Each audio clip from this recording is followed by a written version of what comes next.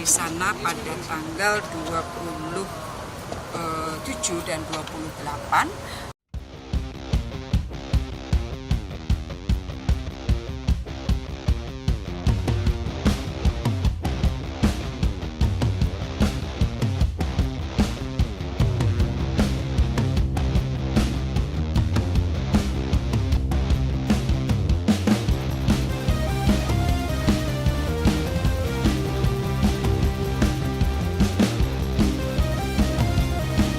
Sana pada tanggal 27 dan 28.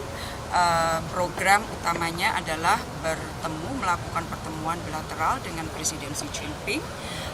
Kemudian Presiden juga akan melakukan pertemuan bisnis dengan banyak sekali bisnis besar.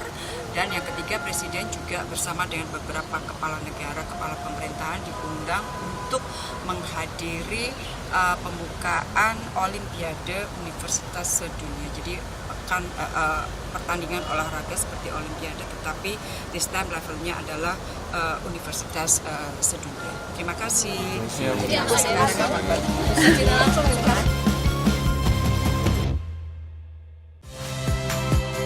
Saya Nitya Anissa, saksikan program-program Kompas TV melalui siaran digital, pay TV, dan media streaming lainnya. Kompas TV, independen, terpercaya.